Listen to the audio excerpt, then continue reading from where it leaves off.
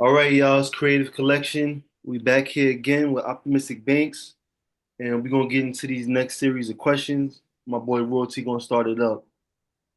All right. So the next question is, what do you feel like is your purpose?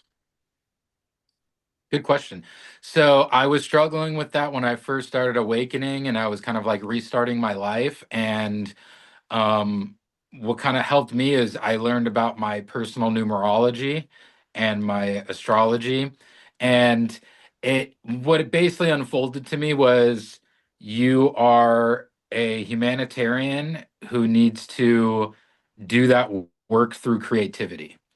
And it was like, click, okay, that makes so much sense for me. And I was always into hip hop and conscious hip hop. I was in a hip hop group for like 10 years called the Sophisticats. We did songs with KRS-One, Shino XL. We were always very much into the consciousness of things. But this is before I ever really knew that the mystical was real. I just enjoyed like kind of like blowing people's minds with like my logical insight on things. So when I kind of woke up and rediscovered my passion for making music again, it all really clicked for me. I was like, who's my audience? Who am I trying to like? What is, oh, it's actually who it's always been. Um, Conscious hip hop, spiritual people, artistic people, deep people. So all I'm trying to do is basically awaken myself and kind of document my journey and then just help people, help blow people's minds when I can.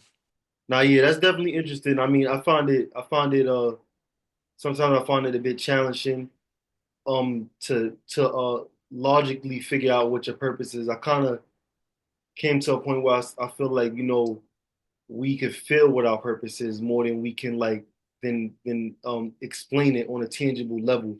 We can kind of feel it, and yeah, sometimes we can describe it with definitions, with understanding, and with knowledge, and with carnal, breakdowns and stuff like that. But I kind of feel like for the most part, outside of just like happiness and love, everything else in between, I think those are things that we just feel out. What are we doing here? Why are we doing it and stuff like that? And it's an intuitive, it's such an intuitive nature that I don't think language quite fully describes like the understanding of what our purpose may be. Yeah, Um, and what I find is just like through following your passions, through the creative process, even if you don't know exactly what like the end goal is, it'll take you to places you never even really knew you wanted to go. And right. then when you follow your passion, there's a tug from the universe where it starts sending you resources. Mm. And it's like, oh, this is obvious. This is what I'm supposed to be doing because it's like it feels good and I'm gaining resources to continue doing it. Okay. Yeah, I feel like it's like the purpose is. I feel like the purpose is to evolve. I feel like the purpose is to evolve in some way, and whatever creation comes behind that, whatever theories come behind that, whatever philosophy, whatever concepts, whatever ideas, whatever creations, whatever experience and all that comes with it is just part of you evolving. Whether you go to the dark side or the light side or whatever it is, it's all about evolving and just going through a journey and just learning something in the process Yeah. and getting a range for the vast level of extremalities that this universe and world has to offer, which is pretty astronomical. Yeah, it's pretty astronomical. I always tell people that like the universe doesn't care what you do, but God does, and that's you. So it's like the universe is like a blank canvas for like infinite whatever you want to do. And so the universe isn't judging you. Only you are. Right.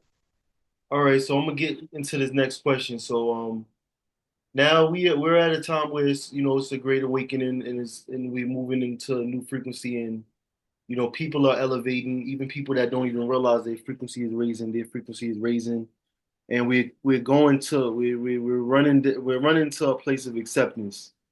Now since we're here, I have this question for you. Do you feel like science and spirituality have a good relationship now? And if you do feel it does, how do you feel like it's currently affecting us?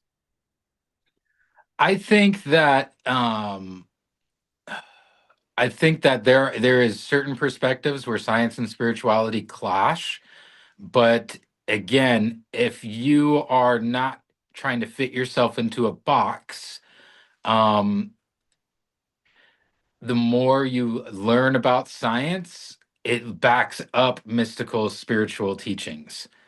And it's almost, science is almost like a cute baby trying to logically figure out what shamans and spiritualists and mystics have known since the beginning of time.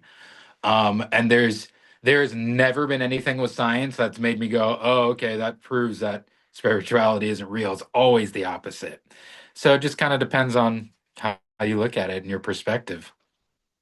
Right. Yeah. I definitely feel like you got to lift the veil, to get to the point where, I think it's good to get to a point where you could actually trust the science and everything like that.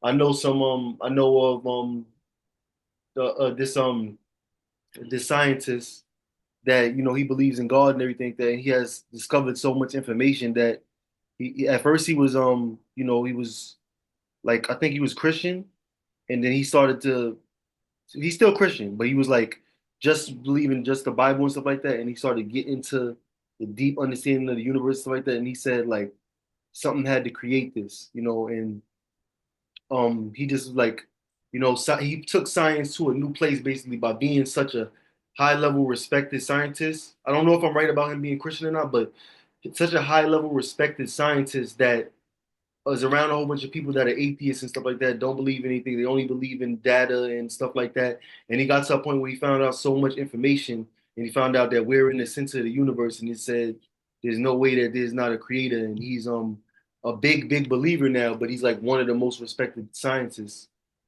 I Yeah, think and like things like the double slit experiment and quantum physics, where they're looking at how particles behave, how they are essentially both waves and particles at the same time. But if you observe it, then it acts like a particle. If you are not observing it, it behaves like a wave. And for me, that is quintessential proof that the universe itself is an intelligent being, and also that the act of observing is literally what is creating things, which again, for spiritualists, mystics, shaman people, like we know that everything is one and everything is connected. And the quantum physics and even the science of the outer space, I mean, it all proves that it's all conscious and it's all one thing pretending to be different things, basically. right, right. I guess it just, yeah, it just wants to have just doesn't want to be just white, you know. Yeah, That's we its identity. source, the universe was all alone, which is why it made everything.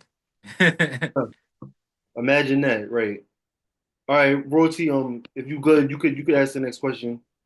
All right. So do you have have you ever astral projected, and if so, what was your experience?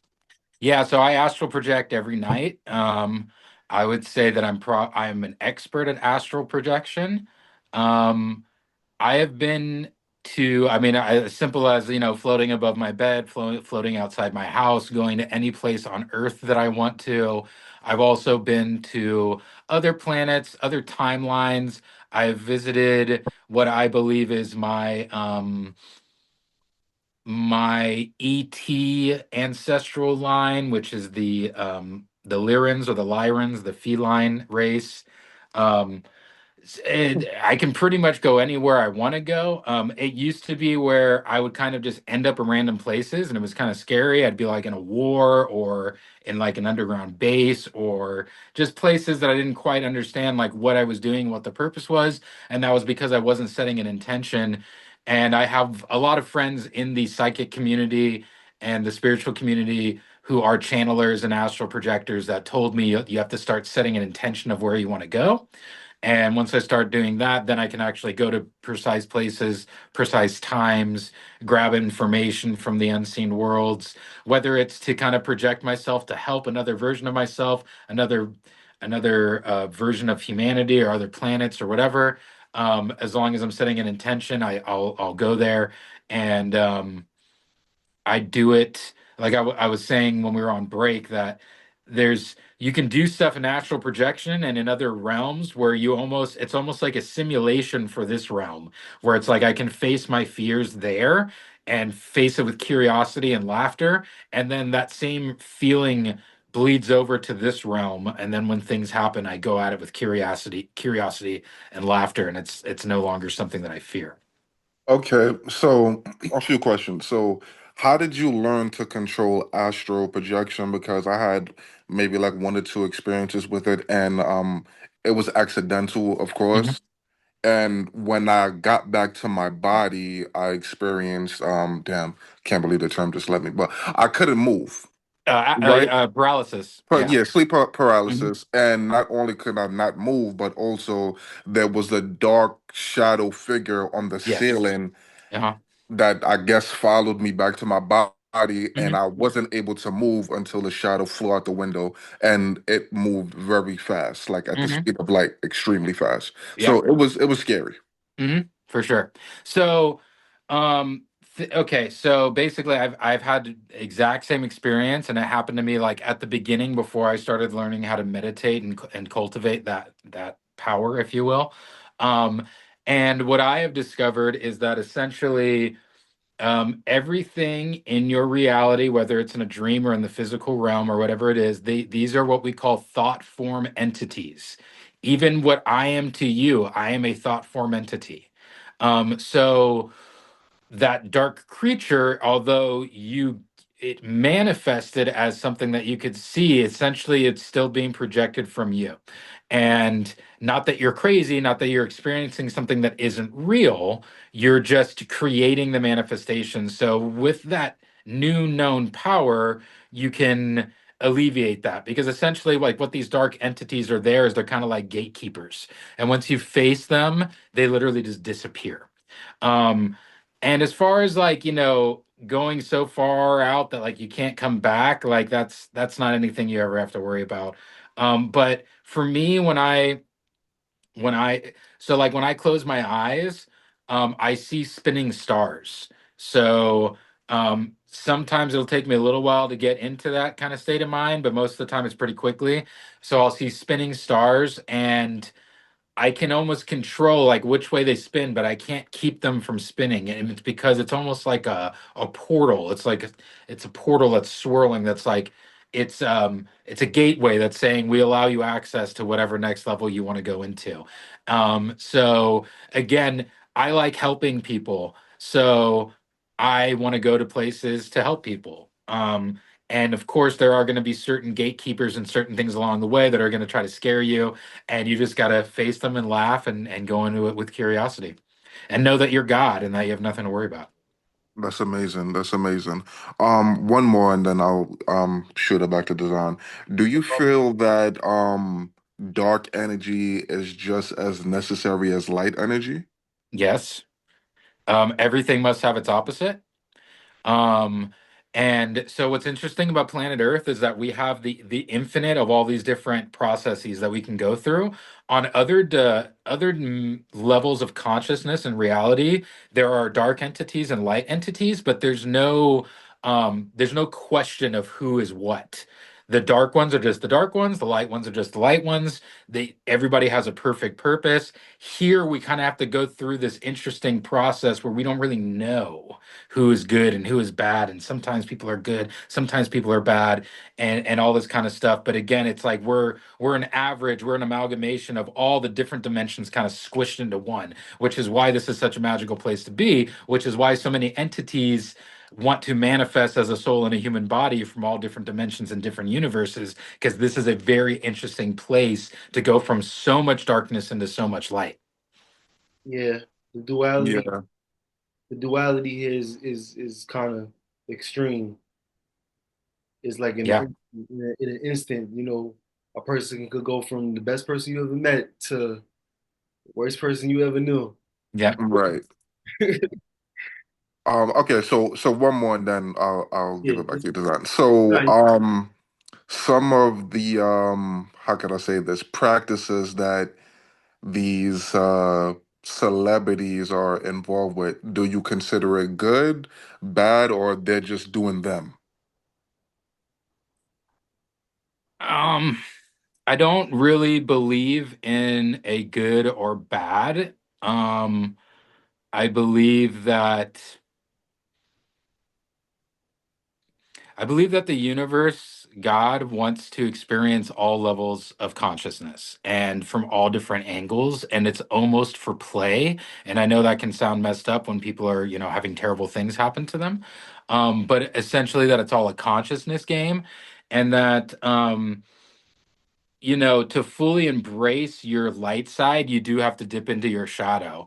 And it is kind of fun learning about these mystical witchy things and doing spells and they work, and doing rituals and they work. Oh my god, it's very interesting. So I think that it's kind of just like the natural process of like you know illuminating all the different parts of yourself. Mhm. But like even like I don't know about you guys, but like even things like P Diddy, like growing up in the hip hop scene, like I always knew that he wasn't like a person that you want to mess around with.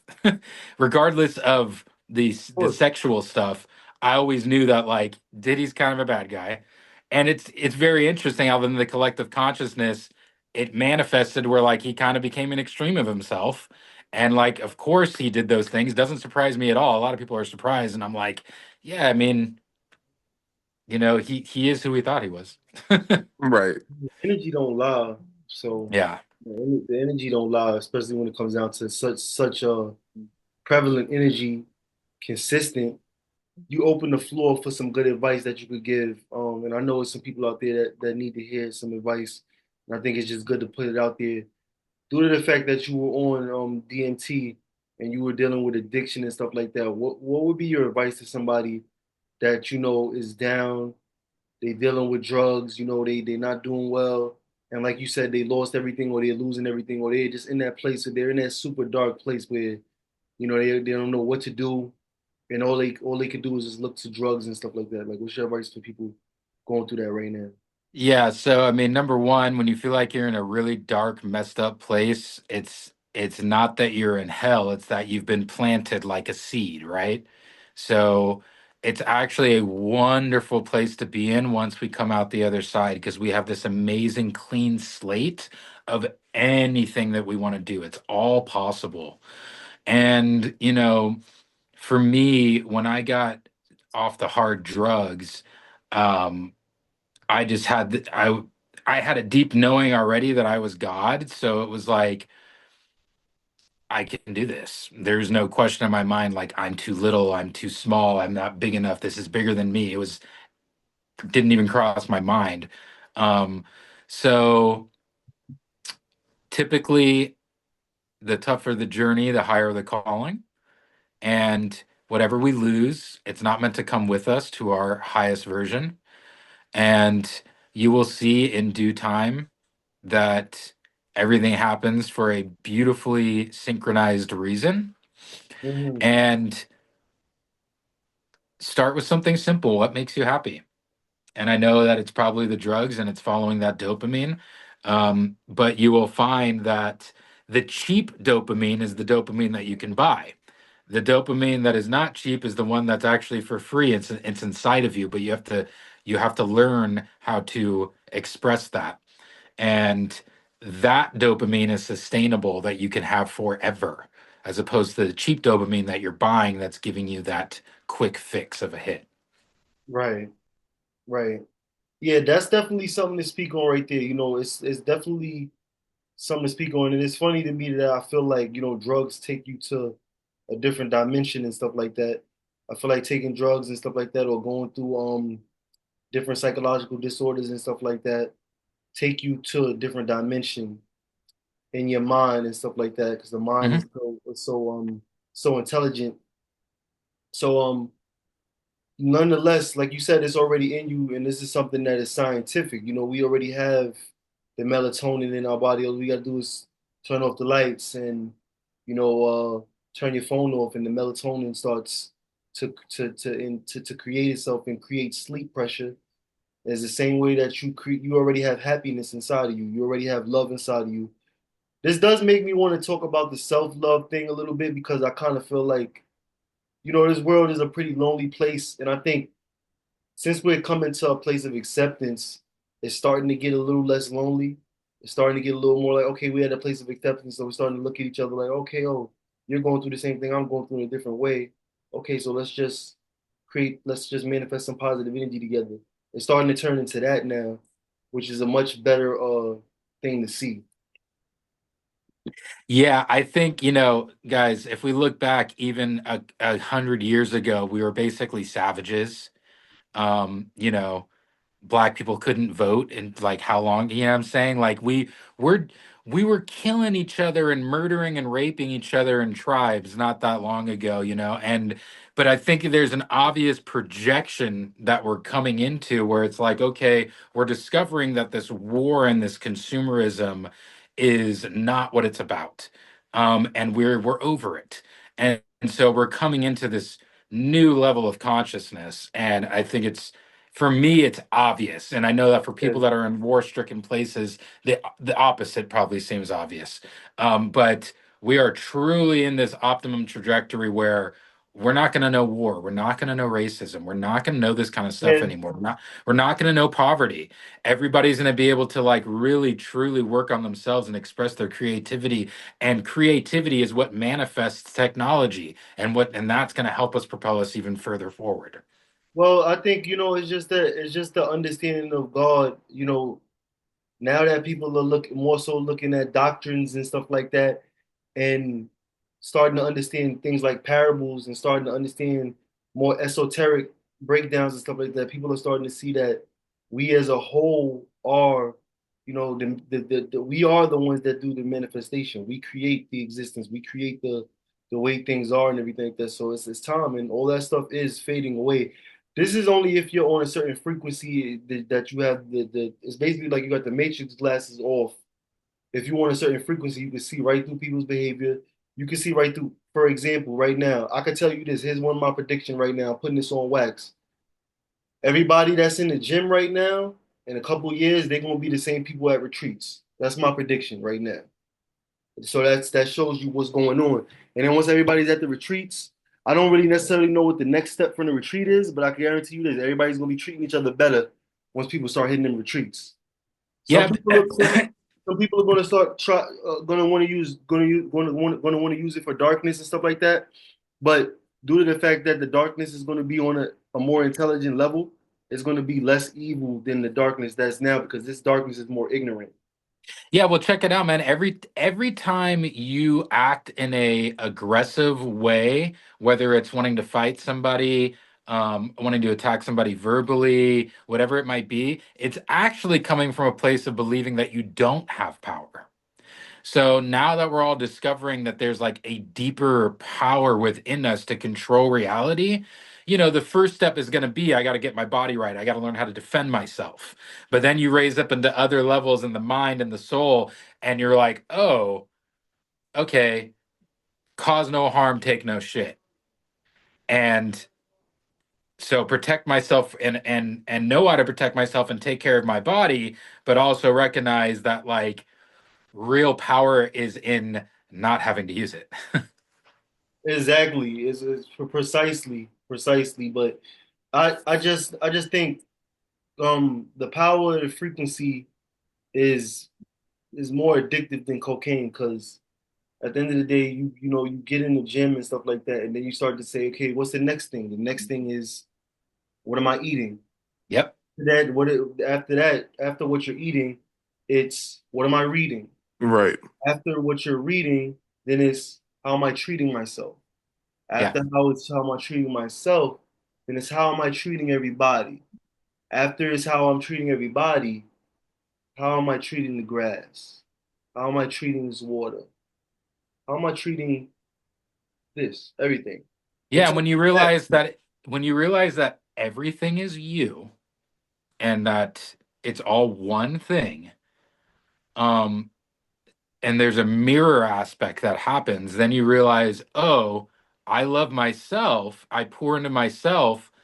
People then start loving what I'm doing. right, Interesting. And then when I love myself, I begin to see myself in everyone else. And then right. I love them. And Right. it's very easy because I already know how to love myself. It's And funny that you say that because I was just thinking the other day. I'm like, love is such a it's a very interesting thing, but it's just like I think we just put we make it complicated. oh, I know it. It's so Make it simple and so complicated. infinite. Having a wife and loving and showing love and stuff like that, we make it complicated because the ego wants to Yep. be. The ego feels like it's under attack so easy. Yeah, and people think that we've grown up with songs and movies and stories that tell us that love is transactional and that that's normal. That I love you and I do things for you and I expect things in return because I do that, but that's actually not love. And that when you do things because you truly want to do them without expecting anything in return, then the mirror does that to you.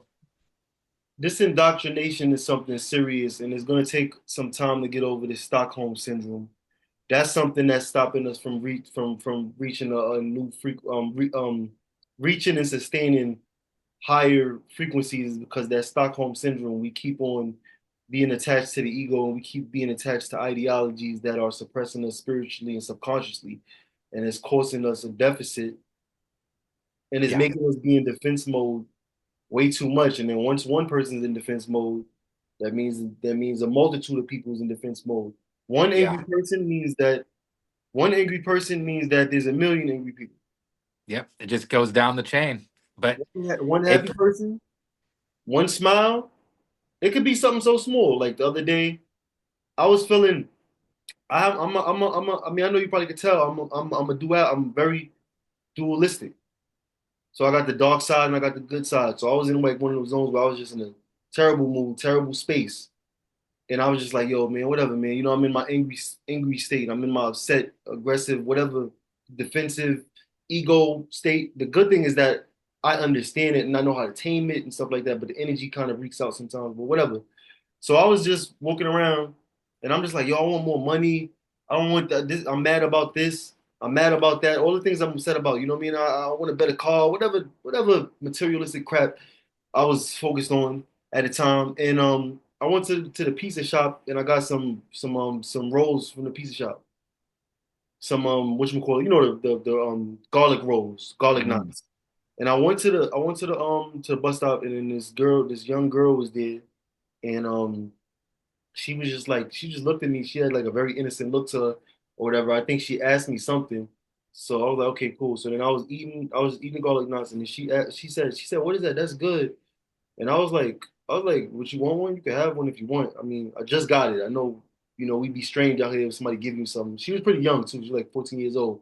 I gave it to her and she was like, thank you, thank you, thank you. Oh, this is so good, it's so good. And I was just like so happy to see like a certain a level of innocence that all of the stuff that I was thinking about, all of the I want this item and I want this car and I want this whatever I want, whatever lust I had, whatever it was. It went yeah. away just from being in the presence of innocence.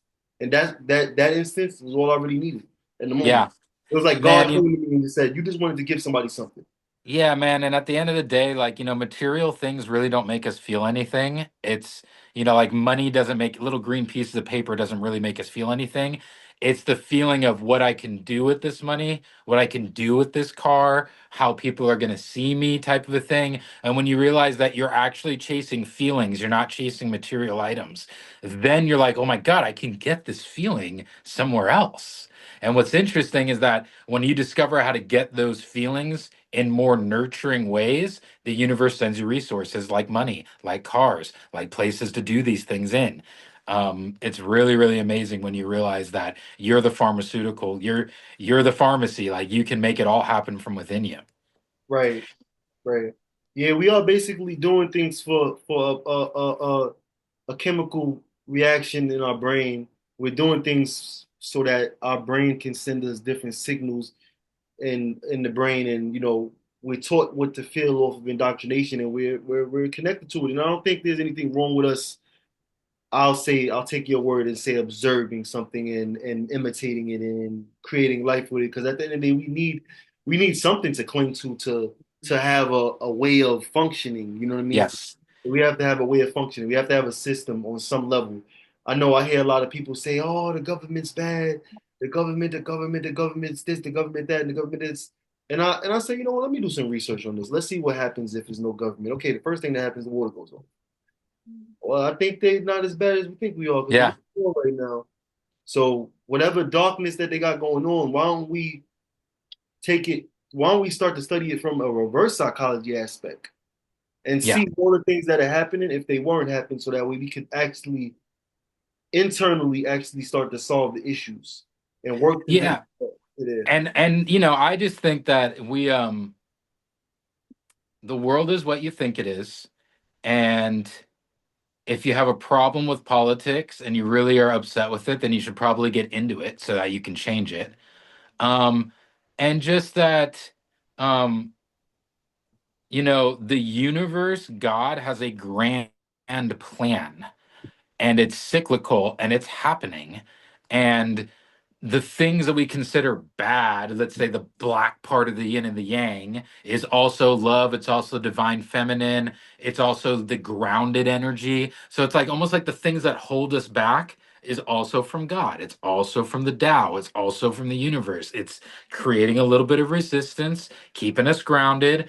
If we didn't have all this shit here, we wouldn't be here. We'd just be floating around nothing, right? So it's like all of it, there is a grand design for it, and you as the observer, which is affecting the particles, how you look at it is how the timeline's going to manifest. Well, I have some deep concerns when it comes down to this. I think I came to the conclusion that, and I actually seen the funny part about it is I seen Till say something about this, and I think and it's something I think I may have thought at some point. But I think that the same way that we're collecting information, like when you get sick and our DNA copies the sickness and says, okay, I got you now, buddy. It's the same way. I think the same way the universe is doing. And I think that's why the world is so crazy because I think I think that God is all knowing, but God is also all observing and trying to, and since we are all manifestations of God, the wildest things are going to happen until we actually get to a point where we can really uh just simply treat each other better and know how to solve issues from from the child state, because I just don't think people understand how sensitive we are and why people become insane and psychopathic and stuff like that. That's because of high levels of sensitivity. So we need to deal with things more caring. A lot of Yeah. people say the psycho person, they ostracize them and everything like that. And it's just funny to me because, I don't agree with any psycho things going on or anything like that. But at the end of the day, I don't never hear none of the right questions being asked. Like, what was the childhood like? What was the experience like?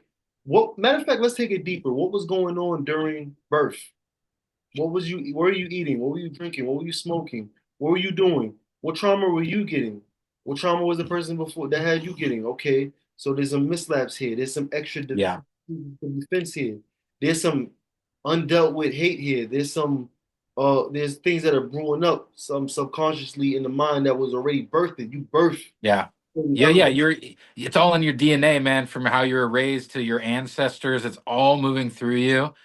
And that's what people are starting to realize, that like you get to decide, are you the chosen one? Are you the one who's going to break the chain? Are you the one who's going to say, I'm going to let it stop with me?